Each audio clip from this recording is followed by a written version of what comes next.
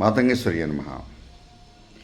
నన్ను ఈ మధ్య మా పీఠంలో కొంతమంది భక్తులు అడుగుతున్నారు, ఈ మంత్రాలు కానీ ఈ పూజలన్నీ కూడా బ్రాహ్మణులు కాకుండా మిగతా వాళ్ళు ఏ కులం వాళ్ళైనా చేయొచ్చా, దానికి అర్హత ఉందా అని. మానవుడిగా పుట్టడమే అర్హత. మానవుడిగా పుట్టినటువంటి వాళ్ళు ఎవరైనా మంత్రాన్ని చేయొచ్చు. బ్రాహ్మణత్వం అనేది ఎలా వస్తుంది? గుణాన్ని బట్టి వస్తుంది, కులంలో పుడితే రాదు.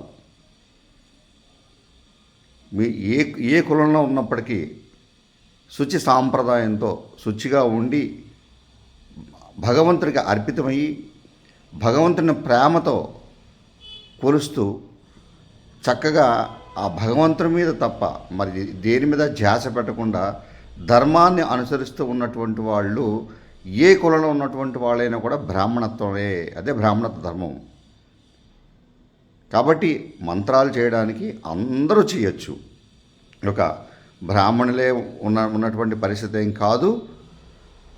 ఏ కులంలో ఉన్నటువంటి వాళ్ళైనా మంత్రాలు చేయొచ్చు, హోమాలు చేయొచ్చు, ధ్యానం చేయొచ్చు, మొత్తం తపస్సంతా చేయొచ్చు. మహర్షులను వెనక్కి తిరిగి చూసుకుంటే అప్పట్లో కులాలతో పనే ఉంది, ఇప్పుడు ఎందుకు రావాలి? కాబట్టి దయచేసి నన్ను ఫాలో అవుతున్న వాళ్ళందరూ కూడా నేను చెప్పేదాన్ని జాగ్రత్తగా గమనించి దగ్గరగా ఉన్న గురువుల దగ్గరికి వెళ్ళి మీకు కావలసిన మంత్రాన్ని తీసుకుని మీ గురువు చెప్పిన విధానంతోనే అనుసరించండి. మన సొంత పెత్తనంతో చేయకూడదు. ఆయుష్మాన్ భవ. మాతంగేశ్వరి నమః.